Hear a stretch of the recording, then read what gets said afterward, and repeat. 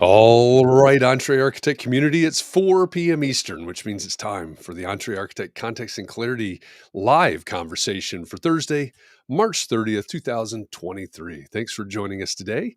As you get here, say hi. Let us know that you're here and let us know where here is for you. Where are you joining this conversation from? If we've never met before, my name is Jeff. I'm in Indianapolis and I come here every weekday afternoon at 4 p.m. Eastern for one reason, so that we can find clarity around the things that matter most to you, the architect. It doesn't matter if you're the employee of a firm or you own your own firm. Maybe you've circled a date on the calendar. You said, hey, 2023 is my year and I'm on the runway to starting my own thing. Or maybe you started your own thing a year ago or 10 years ago or 27 years ago, and you're starting to rethink or reimagine what that firm could or maybe even should be. All of the topics that we cover, one topic every day, they all fall under the broad umbrella of the business of architecture, and they're all the need to know topics for the success of entrepreneur architects just like you. So thanks for joining us today. Um, as usual, for these context and clarity live conversations, I am joined by my co-host, Katharine MacPhail. Hi, Katharine. Hello, Jeff. I'm How pretty is Massachusetts today? well. It's still no leaves or anything, but I started my piano lessons today. So after a 44-year hiatus, I'm back All right. at the keyboard. Jumped right into So Beethoven, right? well, I'm playing Scottish accompaniment, of course. Okay. That makes So sense. Scottish fiddle, Scottish accompaniment yeah, for fiddle. I Okay. always need more piano players. That sounds like a need you could fill. Yeah, Well, that sounds good. yeah. Well, great to have you here. And I'm looking over at the comments. I see Chris Novelli, also from Massachusetts. He's the first in the room today. He says, good afternoon. And since he's the first in, that means that he is the winner of today's John Kenny Memorial Crocheted Bathtub Award. So congrats, Chris. Glad you're here. Kurt's joining us from Flint, Michigan over on Twitch. Scott Thrift, also on Twitch, says he's fixing the old well pump in North Bend, Oregon. I have a very particular set of skills. Okay, we're going to get into movie themes here all of a sudden, I think. Jessica, welcome back from Los Angeles. And Chris says, "Woohoo! Only a few bathtubs left. Got to grab them while they're hot." Yeah, absolutely. We're if you've been around all week, you know that we've been doing a week from today will be the 3-year anniversary of our launch of Context and Clarity Conversations, and we're going to wind it down on that Wow. day. We started all of this during COVID because of COVID, and times have changed, right? The context has changed. So we're going to pivot at the end of next week, and we'll tell you more about that at a later date. But we do have a few bathtubs left to give away. So Getting a little congrats on choked that, up. Chris. I'm kind of surprised. I mean, I knew this was coming, but still. It's snuck up on you after 3 years. Michael, welcome from YouTube. Glad you're here. Mark says, good afternoon. Welcome. Glad you're here. Let's see. Manuel, welcome from New York City. He says, trying to come up with an innovative way to multitask so that my brain can finally split in two and become truly simultaneously ambidextrous. All right. Well, good luck with that. Rod, welcome back from Monroe, Louisiana. Yoko from Alexandria, Virginia. Glad you are here as well. If you're commenting away right now, and you go, hey, why are my comments not showing up like Yoko's are, or like Rod's are, or somebody else? It's probably because you are in a private Facebook group right now, and Facebook has rules. Those rules say that your name, your likeness, your comments can't escape that private group unless you give permission. So there is a URL at the bottom left-hand corner of the screen right now. Open up a different browser window, type chat.restream.io/FB, as in Facebook. That's chat.restream.io/FB. And a couple of clicks later, you'll give Facebook permission to let all of your information out. You probably didn't want to hear that, but let all of your information out, and your comments should start showing up like Manuel's and like Chris's and like Yoko's and Rod's. So give that a shot. That'll solve all of your problems in the world. I'm sure of it. So chat.restream.io/FB. And when you get here, let us know that you're here. Don't be a stranger. Even if you're just listening in or multitasking, that's okay. We sort of expect that. But just drop in the comments, say, hey, I'm here, and let us know where here is. Where are you joining the conversation from? All right. We've got a guest in the green room. Have I forgotten anything? No, but you haven't forgotten anything. I hope she has some of those double peanut M&Ms left for us later after That's the right. show. That's right. This week the green room is stocked with peanut M&Ms, and every one of the peanut M&Ms has the magical 2 peanuts in it. So It took me a don't long ask us time to how we get pulled enough of that those out off. of all the packages. Yeah, yeah. Yeah, There are a lot of open one of packages just to find the few to get into the green room. But we're Yep. happy to stock the green room in that way. All right. Our guest today is a storyteller, a teacher, and an innovator. She's a change agent on a mission to teach 1 million people how to become innovative thinkers by 2025. She's the Hmm. author of 10 books, including the bestseller that happens to be our Context and Clarity Book Club book for the month of March. So that's RE colon, Rethink Innovation, how the world's most prolific innovators come up with great ideas that deliver extraordinary outcomes.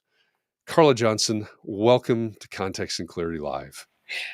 Thank you, and I wish I would have thought I had a handful of the double peanut M&Ms because they really. I am a peanut M&M person, not almonds, not plain peanut. And if I could get dark chocolate double All right. peanut M&Ms, then I don't know Well, what else I'd need in life. Like, Yeah, well, I'm you with you. should give them I'm a with you. call. They're probably looking for a new flavor, so that I'm sure would they go. are. I know. I Yeah. like the caramel ones actually. Mm. If I'm going with Okay. one of the weird flavors. Not non-traditional. Yes, Yeah. yes, innovative flavors. Yeah, I there should you say. go. Yeah. It's not like the Dr. Pepper flavored Peeps Oh, because I think Is people would that actually eat those. actually a thing? It is a thing. My oldest daughter and I have a "please hate this food with me" exchange I with like all the that. weird flavored foods we come across. Yeah. That's Wow. quite a Dr. tradition. Pepper Peeps. Dr. Pepper Peeps. I don't know if there's any Dr. Pepper fans in there, but Yeah. Drop that in the just comments. If you're a Dr. Pepper fan, I like Dr. say Pepper. yes. Yeah. I mean, I don't unless really Put it's a that in the Dr. comments. Pepper Peep fan. Yeah. Okay. Dr. Pepper peeps. Do they only come out at Easter time? I would hope so. well, I would hope. guess what? It's Easter Like time, for so we can go out and look for it. Exactly. like maybe on Ash Wednesday, they sort of align with the That ashes or could something. be. Yeah. That could Yeah. be. Yeah. Okay. Can I tell you Catherine, something? yeah, go ahead. Oh, I want you something about Dr. Pepper that we were wondering what was that all about and who was Dr. Pepper? So we looked it up and it was a you might know this, but an invention of a pharmacist who worked at a soda jerk who worked in the pharmacy. And so you know how it smells, it's supposed to taste the way it smells in a old fashioned pharmacy. Oof. That's Yeah, that's it. that's some Anyway, That's interesting. yeah, yeah, just kind that's of some interesting. branding for you right there. Oh, Mm. that's Well, pretty. yeah, but you know how you have a lot of extra time on your hands if you're doing something like scooping ice cream or, so he invented Yeah. it. In the down hours. Right, Yeah. exactly. No one's Yeah. Exactly. See, there. I'm afraid I'd probably just be eating the product if that was me. So Mm, From Texas. Michael says it's from Texas invention. all right, there you go.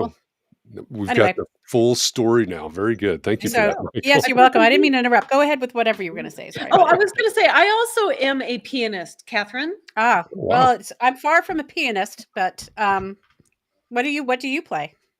Mostly classical Nice. music. I was growing up. I was the church organist, Wow. so went from classical music to organ music. But Which yeah, church? I mean, I guess it would kind of depend. Presbyterian. Okay. Yeah, In Presbyterian Nebraska, right? in Nebraska. In Yeah, Nebraska, my Wow. hometown of a whopping 1,000 people. Was it Yeah. a beautiful old church, wooden, with No, like it was pews? it was built probably 10 years before I was born. Oh, Yeah. okay. So yeah, fairly contemporary for that time. Yeah. And so it was It's a Presbyterian. fun architectural fact about the church is that there was always a big controversy about the roof design. And because it was a new style in this little town at the time, they decided to go with a flat roof. And as anyone, above Kansas can imagine, a flat roof in the winter in the Midwest Yeah. didn't turn out to be a great idea. So it's been the great budget debate for maintenance wow. budget Yeah. debate ever since. Yeah. Yeah. Yeah. And Hmm. probably in a town of 1,000 in Nebraska, there's probably the Presbyterian church, the Baptist church, and the Methodist church, maybe a Catholic church. So you had about Oh, yeah, 250 each. we had a Presbyterian, United Lutheran, Emmanuel Lutheran, Catholic, Oh, Methodist, and one other. We had 6. I can't tell you what the one other was. Yeah. Maybe it was a Unitarian church. Probably Yeah, it could not. have been something like that. Yeah. Yeah. Yeah. So you had about 100 members apiece, something like that. Exactly. Exactly. Well, that's that's not fun. a bad audience though Yeah, to it's a be lot the of church organizer. bazaars all fall, whole fall Sure. season. Yeah. A Yeah. lot of soup suppers. Yep. Yeah. That Yep. sounds like Love those. Nebraska to me. Ah, love Rod's wearing a Peru State t-shirt. Awesome. Wow. Okay. Yeah. Very nice. All right. Well, let's first of all, thank you for being here. Thanks for joining us. We've been, like I said in the intro, we've been reading your book all month because we're going to discuss it tomorrow. The last Friday of every month is our book club discussion. So I think we probably ought to start the conversation with what inspired you to write Rethink Innovation. It's well, and first, thanks for having me, because I know we've talked before, and I get all wound up, especially talking to an architecture audience. I've never been a person who has wanted for an idea probably my whole life. Okay. I'm the youngest of 5 from this little rural town, but all of my siblings are super left brain, military, lawyers, engineers, people like that. Yeah. And I actually started my college degree in electrical engineering, figuring I'm good at math and science, and that's kind of what everybody else did. So that's what I did. I hated it. I was just way too right brained, but I've always been a good writer. And along the way in college, I got a job as a kind of a secretary admin at an architecture firm. But part of that role was writing proposals for the architecture firm. And that blend of, I love to write and I understood enough of the technical side of it from engineering. It was really the perfect fit for me. And so I say that because I pull it forward. My first 10 years of my career were in the AEC industry. And then when we moved, I lived in Omaha at the time when I went to after college, and then working. I worked for my first architecture firm. I was employee number 4. So I get the small firm and how you really do have to do everything. And then went to a mid-sized one. It's BDH Architects now, and then went to HCR. And then when my husband and I moved to Denver, I went to work for a telecom firm. Okay. But I got a master's in history, and that actually was my first book, my master's thesis. It's on the Union Pacific Railroad stations in Omaha, Nebraska. So very, very specific. And then after I worked in the telecom profession for a few years, I wanted to go out on my own. So I went out on my own, and I ended up writing a corporate history for Western Union, Omaha Corps of Engineers, and some more like that. But it was always about the story and how the dots connected for these amazing organizations over history, and really how they had innovated their particular industry. And then went on to write some marketing books. And in 2015, I co-wrote a book called Experiences, the 7th Era of Marketing, about how to create story-driven experiences for audiences. And I had people after that book come up to me and say, like, I love the idea, I love the framework, but what I still struggle with is coming up with original ideas. And I'm like, for Pete's sake, it isn't that hard. It's like X, Y, Z. This is what you do. And I was going off on a bender on the phone with a friend of mine one day, and he said, stop, like right there. If you can unpack what I just said and put it into a process, that's what the book is. So that's what I spent 5 years doing, is interviewing people, doing research, looking into how our brain works to come up with ideas, all sorts of things, and to see what happens and where do people get inspiration for their ideas, and how do we move from inspiration to execution. Yeah. And to answer the question, is this something that everybody can learn? And obviously the answer is yes, because here's the book that shows how to do it. Well, that was one of the things that intrigued me. I love books about innovation. Where did good ideas come from is one of my favorites. But of all the things I've read, all the people that I've talked to, in fact, innovation was our topic last week as well.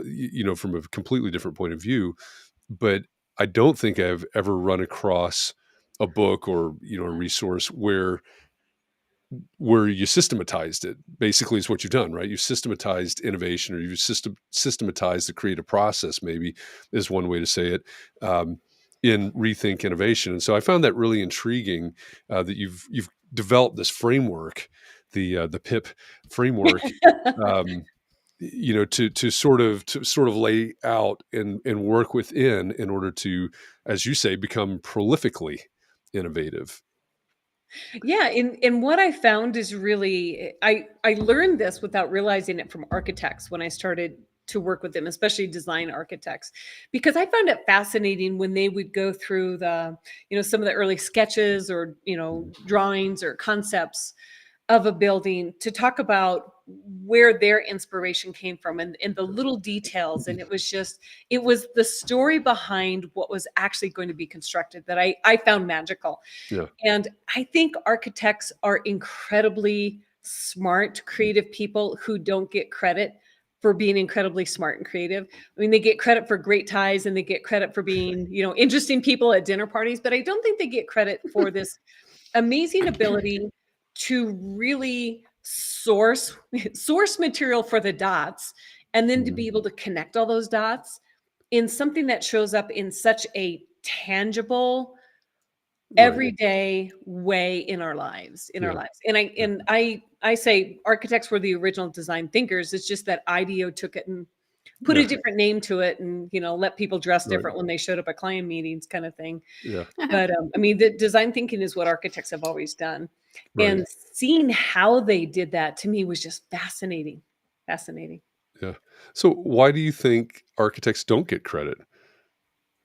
I think because it's not brought into the mainstream enough. I Mm. mean, when you look at architecture projects, their work is done before people see Yeah. the thing. And so I don't think people have a connection between, oh, an architect did that. They know an engineer did it because it's still standing, most likely. They know a contractor did it because they see the people on site. But Yeah. I think architects are the hidden magic behind all of this that people don't realize. Unless you're a major, iconic Frank Lloyd Wright or Ian Pei or somebody like that. Yeah. Yeah, that's a good point. So the way that we structure this show, we didn't explain this earlier, but the way that we structure this show is on Thursday, we have you as a guest. So we have our special guests every week. And then we spend the rest of the week exploring different avenues, exploring different ways of attacking the theme that we'll talk about. So all week we've been asking questions like, how do you research? Where do you derive inspiration? What does your design or your creative process look like? And when we were talking about the design process or creative process yesterday, one of the questions that I had was, how many, who of you do you let your clients in on? Do your clients participate in, or do your clients get to view that creative process? And what I just heard you say is clients, or maybe the public, maybe not the client's probably not the right way to ask this question, but the public sees this built thing, this thing that you designed, but they didn't see the process. They didn't see the pip behind the scenes that led up to that point. I think that's a really intriguing thought there, because we think about some TV shows. There was one, somebody's going to have to remind me, that TV show that was on Netflix about the great homes or something, that had the architect and the actress, and the architect, they'd go to these places and the architect would sketch out the Oh, yeah, concepts and yeah. explain What's it it all. called? I think that's one of the few times that people would actually go, okay, that's an incredible, amazing thing, amazing house, or whatever it is we're looking at. And then you have an architect actually explaining everything behind it. That is a rare opportunity. Yeah, it's Yeah, a good show. I absolutely agree. And I think, when we look at opportunities to stand out, uh, be distinctive as a firm, I think especially as a small firm, because I know I worked at small firms that could go head to head with the Mm, bigger firms, probably not a 10-person firm against a 1,000-person firm, but sure. they could definitely up level because of their ability to even think innovatively in how they delivered, and back Mhm. office operations and things like that. But I think there's this amazing opportunity, especially for small firms, to stand apart simply by bringing this veil, like opening the curtains and the Wizard of Oz, showing the man behind the curtain, the woman behind the curtain, and what really goes on. And I remember working at HDR, and we had just this head-to-head debate between a couple of the architects. Of one was saying we really need to be transparent with prospects and customers, clients, how we do the thing, because this is what really distinguishes us. And the other one was just adamant against it, because he said, if we do that, all of our competitors are going to see that and take it. And then what's our distinctive thing? Yeah. And I always believe that by the time you have it operationalized and you're delivering it and you're talking about it, if somebody sees that and tries to replicate it, one, they're playing catch up. And it's Right. not like catch up from what you did yesterday or last week. It's catch up from probably years. at least a year ago. Yep. And so if they're trying to slide in, them doing that is just going to prove how far ahead you are. Yeah. Yeah. And it reinforces that. And I think the other thing is that by sharing it, it shows your thought process and in your expertise. I do work with companies to develop their brand purpose as opposed to just mission and values. And that's another way that it makes a firm really distinctive in that way. And I don't know, I'm curious, maybe you can drop this into the comments. How many of you are willing to be transparent about how you come up with ideas and in your design process and how you source inspiration in that? And that kind of thing. I'm curious. Yeah, that's a good question. If you're am. listening, watching, are you transparent? Are you, and this is sort of the question that we asked, one of the questions we asked yesterday.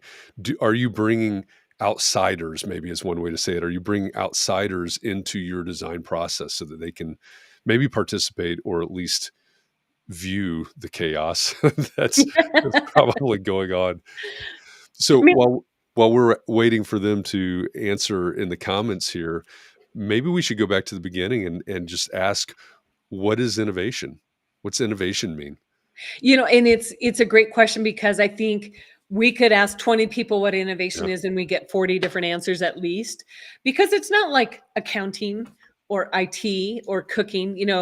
It doesn't have a perceived specific definition. So I define innovation as that ability to consistently come up with new, great, and reliable ideas. And it's a short definition, but each word has meaning. So I think of a new idea as something that hasn't been done in your industry in that way before. And I think this is something that architects are fantastic at when you think of them drawing on inspiration for design. I like to use the example of McDonald's and the drive-through for the fast food restaurant, is that they understood they needed to be able to get more cars through faster if they were going to increase revenue. And so they're saying, okay, where can we go look for examples of this, and how can we get inspiration to bring it into their design? And they went to a Formula One pit stop, because what do they have? Cars. What needs to happen? The car needs to come in and out with a specific action happening in a very short amount of time. And they said, let's take what we can learn from that situation and transplant it into our own industry. So had it ever been done before? Well, yeah, it had, but had it ever been done before in that way in the fast food industry? No. So that's an example of a new idea. So a great idea, I'll be honest, it's a little bit more subjective. What I think is a great idea may be different for both of you two, but you think of a great idea as one of those that kind of raises the hair on your arms or like gives you goosebumps on the back of your neck. It's exciting. It drives emotion, and in a way it makes you feel jealous that you didn't come up with it, a little bit of idea envy. So that's new and great. But even if you had one of those by themselves, or even those two together, I still don't consider it an innovative idea, because what we need to have happen at the end of the day is have a bottom line business impact. And that's where reliable comes into play. Is your new and great idea something that has a bottom line impact? And you can have an idea that has a bottom line impact that isn't new or great. I mean, that could just be cost cutting.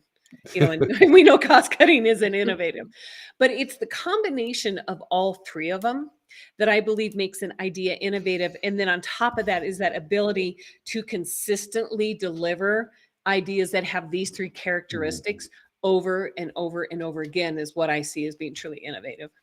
Yeah. And so that's where the framework comes in, right? You've got this system to repeat, to Absolutely. very very much like McDonald's, right? Everything about McDonald's is the repetitive process to make sure the fries are the same all the time, and so on. Yeah. Every Yeah. place you go. Yeah.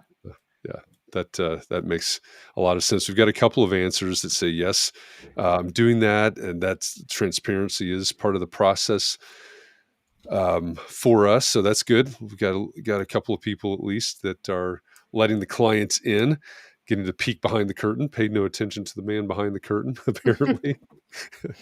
I do the same thing. I mean, I don't do anything that's all that groundbreaking. It's just working with old houses. So it's not creating a new building typology or anything like that. Mhm. But if I tell my clients how I came to this conclusion or what I thought and the different components that went into my idea, then they can take those same components and maybe come up with a different idea. That's the way I look at it, because we're all, they might Yeah. as well use the raw materials or the parameters that I'm using, you know? Yeah. And sometimes the innovative idea isn't in the design itself, but maybe it's how you get the work done.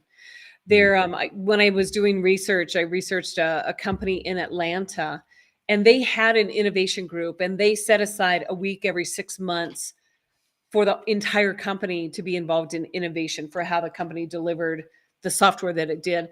But because they brought everybody together, there were people who you don't normally think of as the innovators in an organization who became part of this mindset. And there was a woman in their accounting department who took this inspiration idea and looked at her work and said, I'm spending 40 manual hours every month, so a week every month running a report. And so she took what she learned from the IT team and applied it and actually learned a programming language, wrote the program, and took this 40-hour process into about 12 minutes.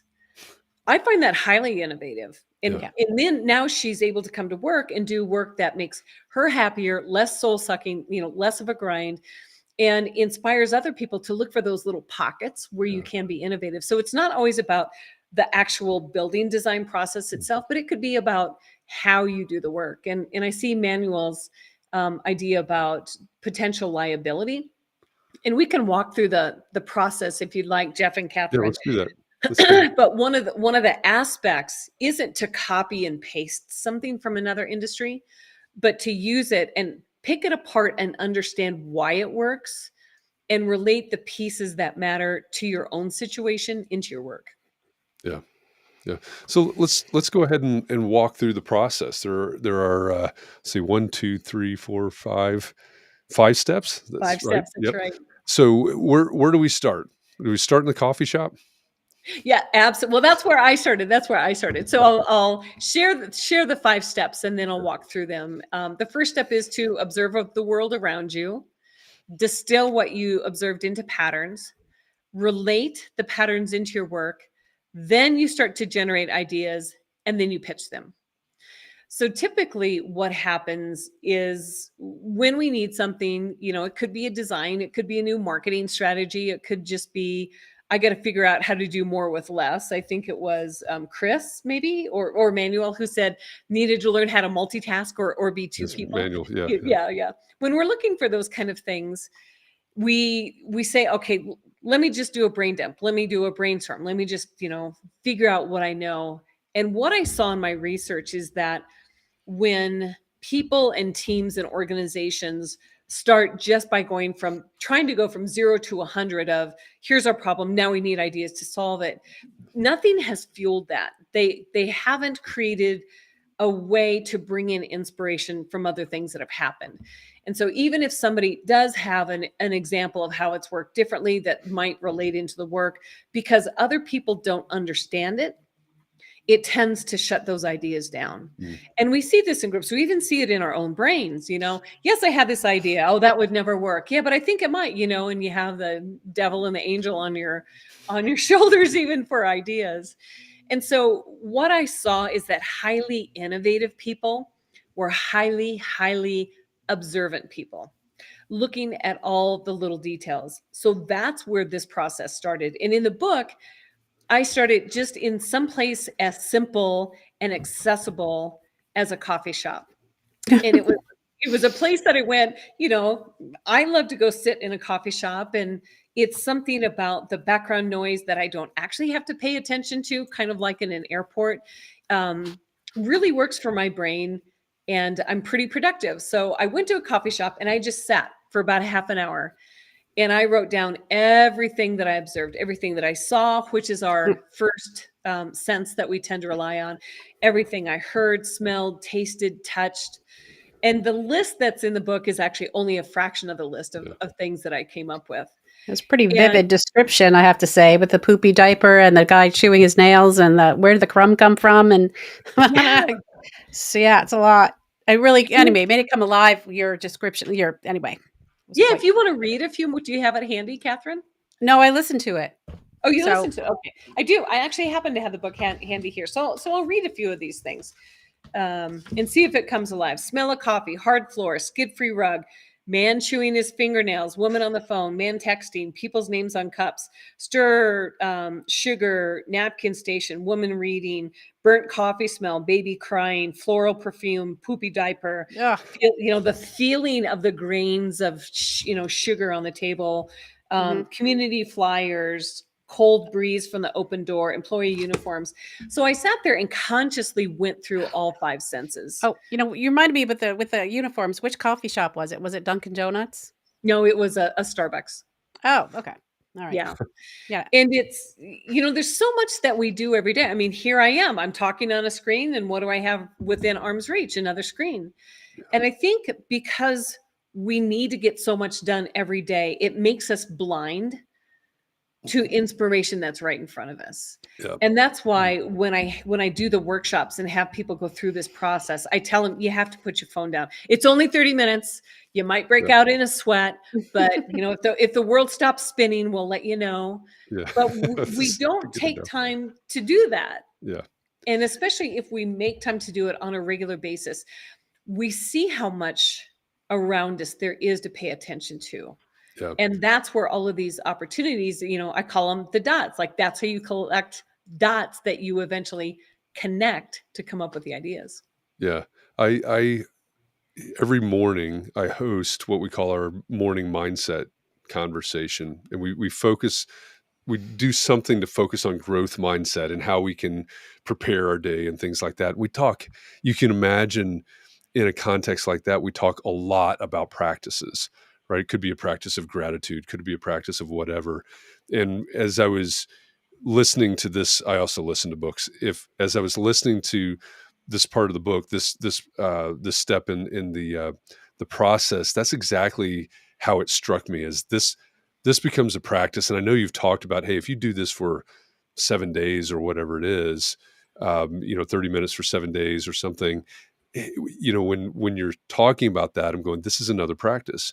This is something that we can do to, and it's all going to come back to mindfulness, right? And that's what we talk about every morning. And that was a nice correlation for me as I host all of these conversations in the morning. But it really struck me that, yeah, we have to be intentional to start out this process. Be intentional about being innovative and observant, and present, and observant. And that whole idea about intention and mindfulness is so important. And I tell the story about when our 3 kids were little in elementary school. There was a bike to work day or bike to school day, and I said to the kids, "Awesome, let's bike to school." So I got them, it's like, you got your backpack, you got your lunchbox, do you have all the things? We get on our bikes, and it's, a mile-ish, maybe a mile and a half, easy ride from where I live to their school. And we head down the street, and we cross over the street that should have done this nice little curve and been across the street from the school. But what I did, I turned on that street, and it was, Jeff and Katharine, like a place I had never been before on the moon. I was so lost. And I'm thinking, I've lived here. How can none of this look familiar? And it turns out I had turned an intersection too early, but I actually turned onto a route that I had run no less than 3 times a week for 10 years. Yeah. But because when I run, I've got earphones in, I'm thinking about a million different things, all these little details I was completely blind to. And and along the way, I mean, I saw it with eyes like I'd never seen it before. And it was amazing. It was beautiful, but it's just an example of how we go through our regular routine every single day and miss so much. Yeah. Yeah. And the perception and the context changes, or Mhm. even the context between running and biking, the earbuds, Absolutely. and probably not with the kids on the bikes. Yeah. Yeah. Yep, exactly, Yeah. exactly. Yeah. And then from there, we take all of those things that we've observed and then we distill them into patterns. And there's no rhyme or reason to what the pattern is. It could be loud things, it could be yellow things, it could be tall things, it could be Gross communication, it could things. be people. Yeah, gross things. Exactly, exactly. And the interesting thing is that as I did this research about how this all works, I came across a lot of information from neuroscience that showed that our brain actually naturally functions in these first three steps. And I know this is just step two, but if you think about our survival, it was all based on Yeah. observing the world around us and distilling that into patterns. Patterns generally being, is it safe or is it unsafe? So these first two steps really have been with us genetically just as a matter of survival, but we've trained them to go below the surface because of all the distractions we have in the world around us, primarily with technology or with schedules that are too full, that we don't take the time to do this and pay attention. Yeah. Yeah. I have one little just a side question. I'm trying to think of what we did before we had phones, which wasn't that long ago. I was a fully grown adult when I first got my phone. So did we have books with us or were we always observing things? I can't remember. Well, there were big card catalogs in the library, I can tell you that. But No, that I this is remember those. I watched a movie the other day, Legal Eagles, from I think it Oh said it came man. out in 1986 Oh Yeah. wow. with Robert Redford and Daryl Hannah and Deborah Winger. And I'm watching this and I said to my husband, it's so stressful because there's no cell phones, there's no internet, there's no, like, everything was so late, full of labor and Mm. lag time in communication and things like that. Yeah. Yeah, Yeah. it's true. But I mean, I think I mostly read or I wrote or I drew. So I don't think I was paying attention anyway. Yeah, I I, think I I was read just in I read my a lot too. Yeah. yeah. But Mhm. anyway, all right. Sorry. Just So, wondering. so those are the first two steps. And then the third step, this is really where we bridge the gap between, observe and distill can kind of be theoretical. You're not Mm. necessarily applying to anything specific there. And so this third step is the bridge between this theoretical world of what you're observing and distilling and the real world of, I have work to get done. And I Yeah. have things that need ideas. I have designs to create. I have clients to keep happy. I have employees to hire. How can I be more innovative about that? And so Relate is really about taking these patterns that you've seen and ask yourself, how might we think of what we need to accomplish from this point of view? How might we think about this in terms of people? How might we think about this in terms of, showing up taller in the world? How might we think about this in, whatever in gross things? Like, that's one of the examples in the book. How might we be showing up in awful ways that we don't even realize? Yeah. Little things like that. And so that's where the brain will answer the question you ask it. So if we want better ideas, we have to ask better questions, going into the fourth step, which is the generate. So essentially, after you've gone through what you've observed and distilled it into patterns, now you've related those patterns into your work by asking, how might we show up like this? Then the generate step starts by simply answering those questions, but answering them, if you think of a mind map or, a tree Yeah. limb where it keeps branching out and out and out, is that you have this new opportunity to come up with ideas that you wouldn't because of how you previously went into the brainstorm or the strategy session. Now you've fueled it in a way that, one, your mind is warmed up and thinking differently, and now you're thinking very expansively. You're thinking, fully of opportunities. And one thing that we didn't talk about is how to set an objective statement. And if we have time, we can go through that. But it's at the end end of as you go through all of the ideas you can come up with, then you start to cull them down. But many times people say, we've got 3, 4, 5, 10 ideas, sounds pretty good, and a couple that are really strong. Research shows you don't start to get to the really creative ideas until you've gotten to 200 ideas. And the only way you get to 200 ideas is to practice and to push each other, or push yourself if you're doing this by yourself. And when you start thinking about 200 ideas, then you have a lot of really rich material to work with. Yeah. Yeah, I think about how so many of in our audience are probably designing.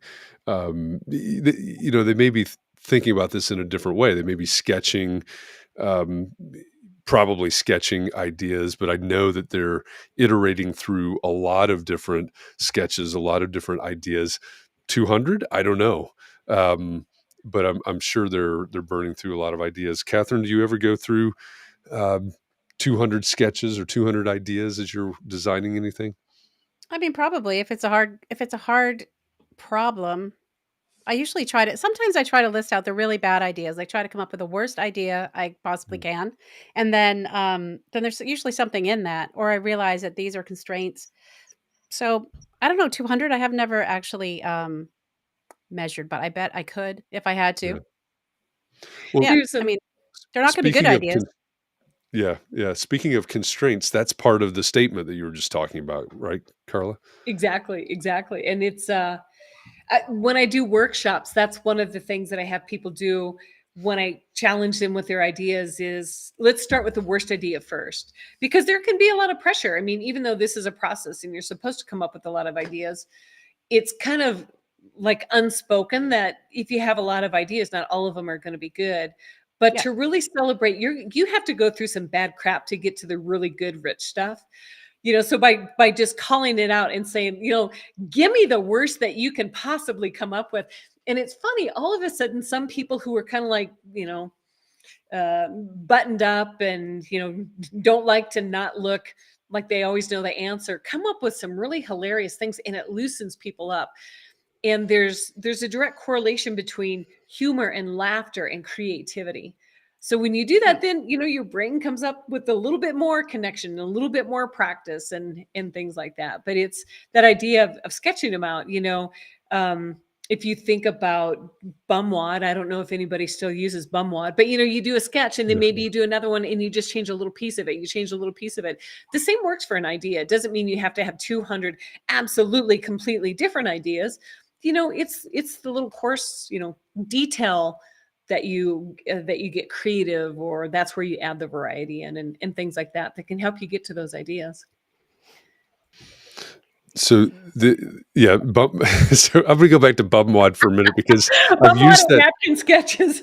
I've used that term before, and I don't think many people in the community. I Yeah. don't know if that's like a Midwestern thing, but Bumwad. we Yeah, would he call it said that once bumwad, and I trash thought, paper, trace, trash paper. Yeah, Yeah, I you just do call it trace. yeah, trace paper. yeah. That's But what you call it, Katharine, trace paper? Yeah, we just called it trace. Just trace. yeah, Okay. yeah. We used to call Yeah. it bumwad. So All right. Well, you and I Bumwad. are in I the mean, same camp, Jeff. yeah. So the I forget what you call the statement, but it's we need ideas. Yeah, We the objective statement. So the at the objectives. end, when we go to pitch this idea, ideally it's pitched toward a specific outcome or situation that we're looking to address or problem we're wanting to solve. So the objective statement has three parts. The first part is, we need new ideas too. And that's generally like, what's the thing you have right in front of you? Mm, And then the second part is a little bit more, it takes a little bit more brain noodling than it may appear at first. It's so we can. What's the ultimate outcome that you want from this? And that makes people think more than they may realize. Because I think the immediate need is an obvious one. But beyond that, we need new ideas for how to bring in new customers so we can. Well, is it only revenue? Is it better customers so we can recruit a different kind of talent? Or, is it more clients so that they're higher paying, or revenue, or, so you have fewer clients but more revenue and ideally less time committed?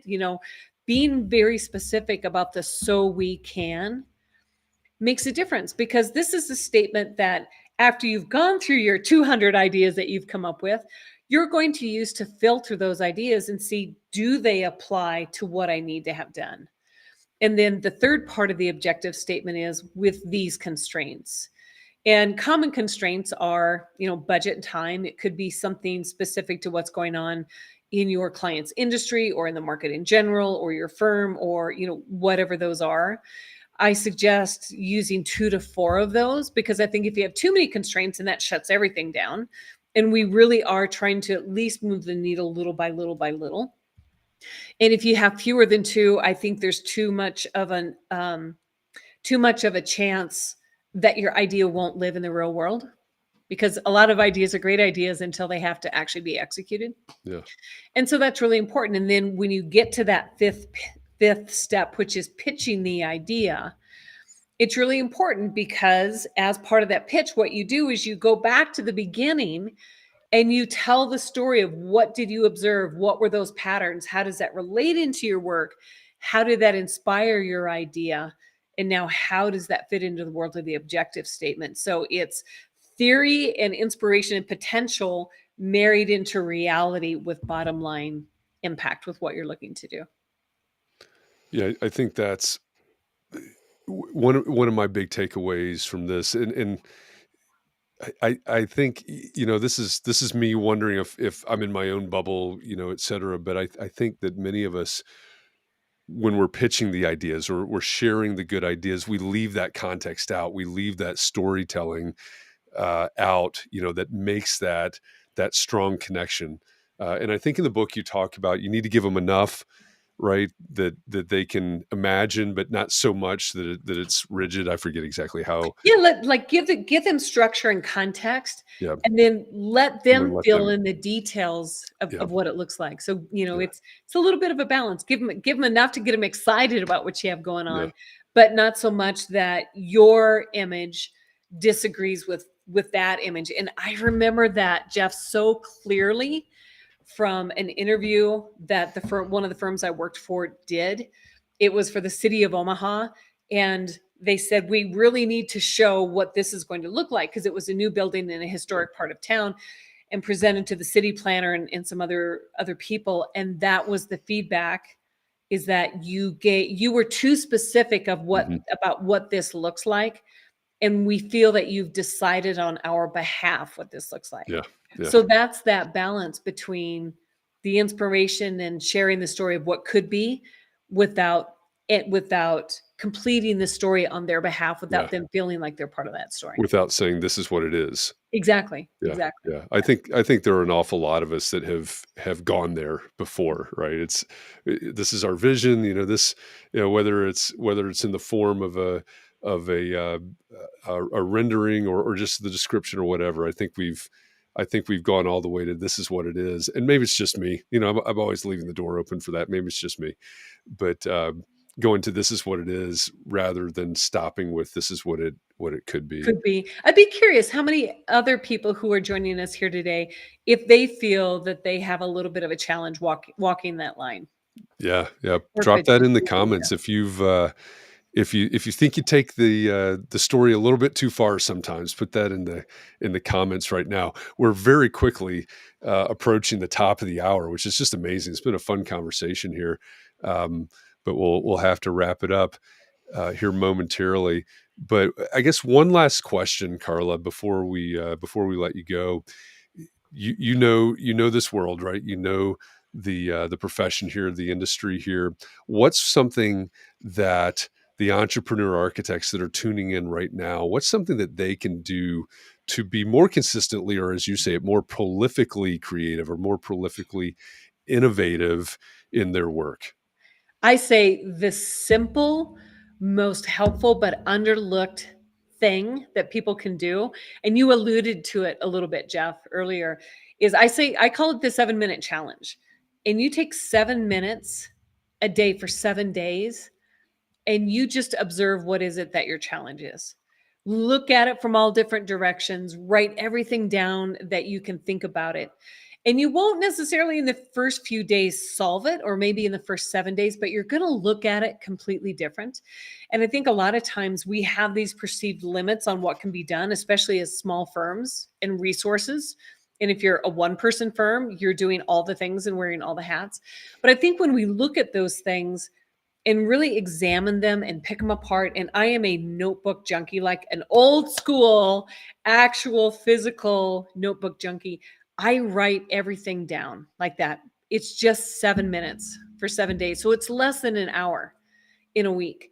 In your mind, when it's given that time and that space, will go to work and start to solve this. But at the very least, it will help you understand whatever your challenge is so much better and from a different perspective than I think you ever imagined. And Yeah. it's going to be a lot easier to start to address than you believed. Yeah, I Can love we, that. but So, do we have to sorry, go make ahead. up the question as well? Because what's a question? Give me a good question. It would be hard to come up with a question that you had to spend that much time thinking about. So that's what I'm saying. Yeah, I mean, it could be as simple like what may be a challenge that you have, Katharine? Oh, wow. Well, I have a lot. I have a lot of them. Just pick one. Just That's the pick thing. one. That's the thing I can't think of. Pick one. Pick It's one. too many. Okay, well, here, It's too many. Manuel put a question in the chat. He said, currently, I'm really trying to stop myself from carrying the story too far with the project. I'm experimenting with letting the story develop by itself and observe what the building wants to be. So, for example, and this is a great opportunity to use the question, how might we? Yeah. So, how might we was a question that was developed by a gentleman named Min Bassador. He worked at Procter and Gamble back in the 70s. And he understood that there's a dynamic with the language that we use and how we solve problems. So, how should we implies there's a right or wrong. How can we implies you can or you can't, ability. But how might we? Again, your brain answers the question that it's asked. So Yeah. in Manuel's situation, you might ask yourself, how might I let the story unfold and let the building be what it wants to be? So even just using something as simple as the how might we statement and just sitting for 7 minutes and just write down what comes into your brain. Yeah. And doing that every single day for 7 days, your brain's going to pick up where it left off the day before. And it gets fascinating with all these things that it is kind of like your hard drive on your computer. It's going in the back of your mind between each 24-hour period when you sit down for 7 minutes.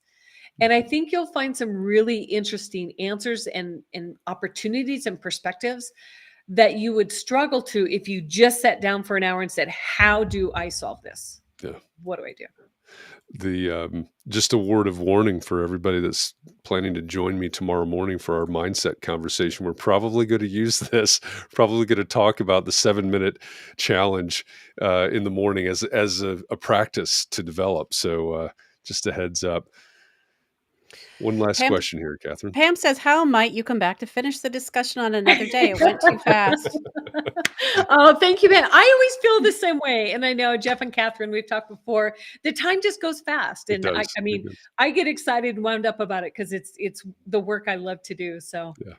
I love talking about it. Thank Well, you. I have an idea of how you might come back again. Is that we're having our book club discussion tomorrow about your There we book. go. So if you wanted to, Yeah. you're welcome to come. Come back tomorrow if you'd like. Yeah. Yeah. Well, I'll be That would curious to hear people's feedback about the book tomorrow. Yeah. Yeah. Yeah, well, we'll talk about that if you'd like to. We'd be happy to have you. But until then, thank you very much for this conversation. It's is enlightening. Again, I think what's really unique about your book is the structure that you bring to it and the framework that you bring to being innovative. So, thank you for the book. Thank you for this conversation, and thanks for joining us today. And I say this to everybody. I've said this for 3 years to everybody. Thank you for this opportunity, because if you all didn't show up, we wouldn't be having this conversation with Carla, right? I have constantly thought, maybe not for the full 3 years, but I've thought for quite some time that there might be a day where I show up and nobody else does. And then that was when I would know it would be over. It hasn't happened yet. So, we will, as we've been saying, that we'll wrap this up next week. A week from today will be our final context and clarity conversation. We will have a celebration next Friday, which I believe is April 7th. So just come and join us for the celebration next Friday. If this has meant anything to you, if you've enjoyed being a part of the community, et cetera, we're going to celebrate context and clarity next Friday. But until then, before then, first of all, on the screen right now is I've been looking at this actually on Carla's website, the innovation archetype. It's the assessment, right? Yeah, it's an assessment where you can everybody comes up with ideas differently, and even though we have these images of what an innovator or creative person looks like, I found that there's different styles. So if you go to this link, you can take the assessment. It's free, and you can find out your style, and then it also tells you how you interact with the other styles when it comes to ideas. Yeah. Yeah, it's pretty fascinating. You should check it out. So Yeah. carlajohnson.co/innovation archetype is the, in case you're listening to this and don't have a visual, carlajohnson.co/innovation archetype. Check that out. And I've been teasing this out all week. Our guest for next week for Context and Clarity Live, which will be our final Context and Clarity Live in this time slot. We're going to change the time slot. We're going to probably take a week or two off to get things reorganized. But our guest for next week will be Chat GPT. I forgot all about that. Woo! We are That's going going to be fantastic. Wow, I forgot about we're that. going to Now I'm see how it excited. is. We're going to interview Chat GPT next What are we? Thursday at 4 p.m. Eastern. So I got join us here. I got the And thing I can think about. How are we going to represent Chat GPT? I'll be thinking about that for 7 minutes a day yeah, until next week. we'll share our I screen. like that, 7 minutes a day. There you Yeah. go. There you go. Cool. So join us Wow. for that. Of course, until then, please be well, stay safe, keep those around you safe and well.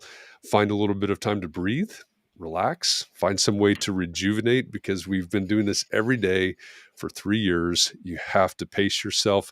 Thanks for going along this journey. Stick with us for at least another week. Carla, thank you. Katharine, thank you. Thanks to all of you out there, and we will see you next time. Thanks, everybody.